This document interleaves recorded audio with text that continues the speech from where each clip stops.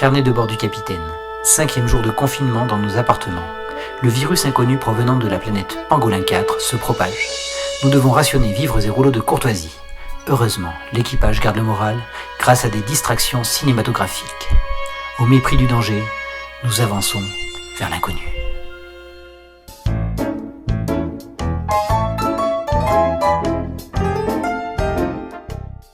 Bonjour et bienvenue pour cette nouvelle vidéo en plein confinement, vidéo qui est là pour essayer de remonter le moral et au mieux retrouver le sourire en vous proposant 10 comédies particulièrement réussies qui devraient garantir à minima du dépaysement et quelques bons moments.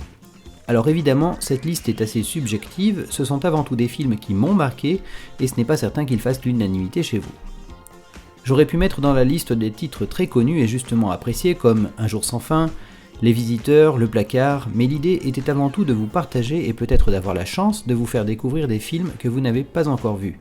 C'est pour ça que ces films ne sont pas forcément très connus, en tout cas ils n'ont jamais été diffusés 100 fois à la télé. Comme il y a beaucoup d'humour différents, l'humour gras, l'humour absurde, l'humour british à la Monty Python, la parodie, la satire, la comédie de mœurs, j'ai essayé de piocher dans ces 50 nuances d'humour pour que chacun puisse aussi s'y retrouver. Et parce qu'évidemment on a tous un genre qu'on affectionne particulièrement, le mien risque quand même de transpirer un peu. Il n'y a pas de classement particulier ni de top, ce sont juste 10 excellentes comédies qui devraient pouvoir vous réchauffer le cœur en cette période un peu morose. En numéro 1, on commence en fanfare, avec une comédie qui ne fait pas dans la finesse, mais qui est d'une efficacité redoutable pour chatouiller les zygomatiques. Frangin malgré eux d'Adam McKay. Cette sorte de Tanguy survitaminé à l'humour gras est improbable et délicieusement dépaysante. Le film réussit à maintenir aussi longtemps que possible une certaine cohérence narrative, malgré l'avalanche de blagues, potaches à gogo et autres joyeuseries pipi-caca. Les acteurs en quarantenaire attardés sont plus vrais que nature et portent le film par leur folie débordante. Le film est d'ailleurs l'occasion pour John C. Reilly de confirmer son potentiel comique après l'excellent Walk Hard. Hé! Est-ce que t'as touché à ma batterie? Lâche-moi la grappe! Je sais que t'as tripoté mes baguettes! Will Ferrell a une pléthore d'autres bons films sur sa carte de visite, comme Les Rois du Patin, Semi-Pro, Ricky Bobby, Roi du Circuit, et pas mal d'autres que vous pouvez également rattraper si vous avez accroché à l'humour de celui-ci. L'humour de Will Ferrell, c'est un peu qui tout double. En 2, c'est Lady Killers.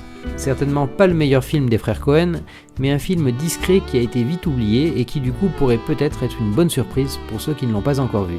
Une fois que ces différents éléments sont assemblés, seuls les professionnels ont le droit de les manipuler. C'est-à-dire moi et le général. Séparément, ils sont inoffensifs, complètement inertes. Vous pouvez essayer d'y mettre le feu, cogner dessus avec.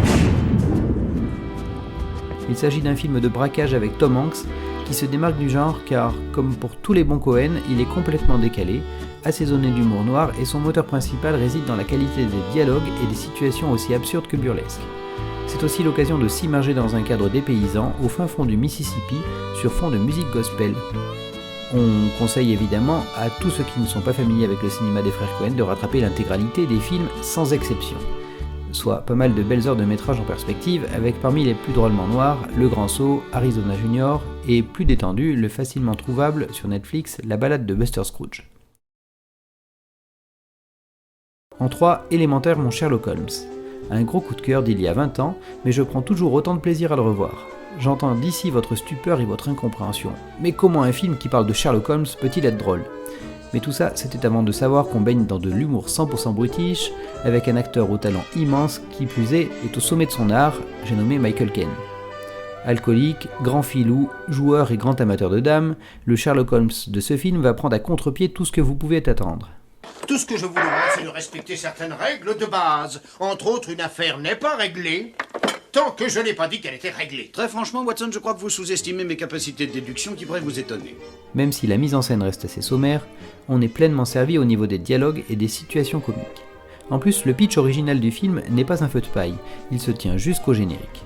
Si vous avez aimé Michael Caine dans le registre comique, vous serez aussi sûrement amusé par ses pitreries dans le plus escroc des deux avec son compère Steve Martin. En 4, c'est MacGruber, une parodie loufoque des films d'action avec Will Forte et Kristen Wiig. On est là pour railler l'exploitation décomplexée des années 80, la violence et le machisme exacerbé voire ridicule des héros de l'époque. Alors, comme son personnage central est le cinéma qu'il représente, MacGruber ne fait pas de quartier, ne donne pas dans la retenue et délicatesse en matière d'humour. C'est gras, c'est collé.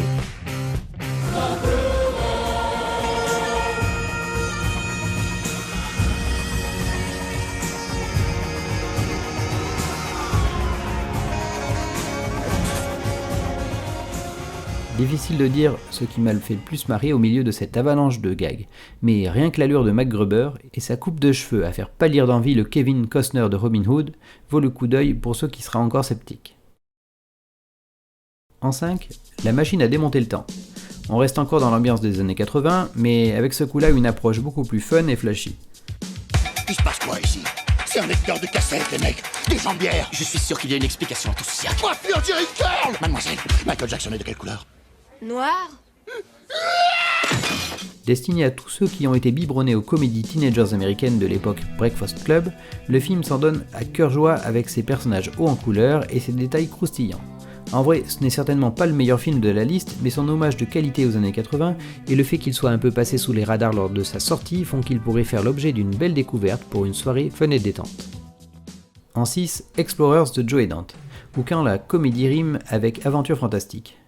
J'aurais aussi bien pu citer les Goonies, tant l'approche des deux films semble identique, mais Explorers est moins connu et donc plus propice à la découverte pour une majorité de gens, et surtout il me semble bien plus riche, avec en sous-titre une lecture satirique de la société, destinée aux plus grands. Marque de fabrique d'ailleurs du réalisateur des Gremlins. Un très bon film où chacun trouvera son compte, et pour l'anecdote, le film introduit le concept du geek alors qu'on est en 1985. Si ce n'est pas du talent, ça, je ne sais pas ce que c'est. En 7, Balle de feu de Robert Ben Garant. Alors oui, comme ça paye pas de mine, avec son titre bon marché et son affiche Shaolin Soccer américanisé. Pourtant, Balle de feu est une comédie sportive tout ce qu'il y a de plus réjouissant. Un Opération Dragon version ping-pong, avec une bande de losers charismatiques plus nazes que nazes et des situations savoureusement énormes. Évidemment, comme pour les films avec Will Ferrell, il faut être sensible à l'humour burlesque pour apprécier. Mais comme dans le genre c'est franchement bon, pourquoi ne pas le tenter ? Et j'avoue que le fan de cœur que je suis de ce sport noble, si injustement raillé et moqué qu'est le ping-pong, est toujours quelque part satisfait quand il prend la lumière. En 8, 40 ans mode d'emploi, de Judd Apatow. Difficile de faire une liste de comédies sans parler de celui qui a marqué de son empreinte la décennie passée en la matière en tant que scénariste et réalisateur. Il faut aller jouer dehors plus souvent, être plus souvent dehors. Oui, vous pourriez construire des choses, vous pourriez construire un fort dans le jardin. Quoi? C'est bien un fort, comme ça t'inviterais toutes tes copines. Un fort dans le jardin? 40 ans mode d'emploi, ça reste pour moi la crème de la comédie de mœurs américaine actuelle. Les dialogues sont épatants, les situations comiques, et le personnage échappe constamment à la facilité et à la caricature. À un point que l'émotion finit par percer pudiquement derrière l'humour. Une comédie d'une rare richesse qui vaut vraiment le détour. Du même réalisateur, son Funny People est aussi une belle proposition de comédie aux accents plus dramatiques que j'avais tout particulièrement apprécié. En 9, Problemos, d'Éric Judor. Problemos parce que le film n'a tellement pas eu le succès qu'il mérite et qu'il vaut la peine qu'on en parle encore et encore. Réalisé par Éric Judor et co-scénarisé par l'humoriste Blanche Gardin, on tient là une équipe de choc qui parle d'un sujet plutôt d'actualité, qu'est le survivalisme. Il y a une putain de pandémie. Une pandémie? Ça a commencé il y a 2 semaines et demie au Venezuela, ça a été fulgurant. Non mais sérieusement, vous allez croire des infos que vous voyez sur internet? Non mais j'hallucine. C'est la fin de l'humanité, hein. Mais c'est bon, c'est une catastrophe naturelle, c'est pas chez nous. Il y a toujours de quoi faire réfléchir sur la bêtise humaine, et ce film satirique n'a pas peur de s'y coller. Tant qu'on y est, il faut parler du film Steak de Quentin Dupieux avec Eric et Ramsey. Sûrement le film le plus décalé et fort du duo, un ovni comme il n'y en a pas deux avec un humour aussi absurde que mémorable. Si vous êtes Shivers, n'hésitez pas à liker. En 10, Mon Inconnu de Hugo Gélin. Alors soyons clairs, c'est avant tout une comédie romantique saupoudrée de science-fiction, mais c'est aussi le dernier film où j'ai franchement ri. Bonjour Jean-Pierre le pêcheur, à l'appareil. C'est que cette voix de merde là, Non, pardon. Non, l'assistant de Jean-Pierre le pêcheur. Attendez, Jean-Pierre arrive, je vous le passe. Possible. Oui, bonjour Jean-Pierre le pêcheur. Prends une voix normale, bordel, je le passe, alors il arrive.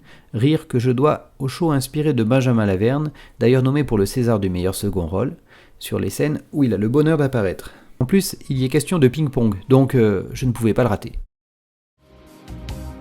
J'espère que vous allez bien vous marrer, ça m'a fait plaisir de parler ciné avec vous, n'hésitez pas à me partager dans les commentaires vos comédies préférées, et surtout, restez bien au chaud, et entre les devoirs et le sport d'appartement, profitez au mieux de vos écrans.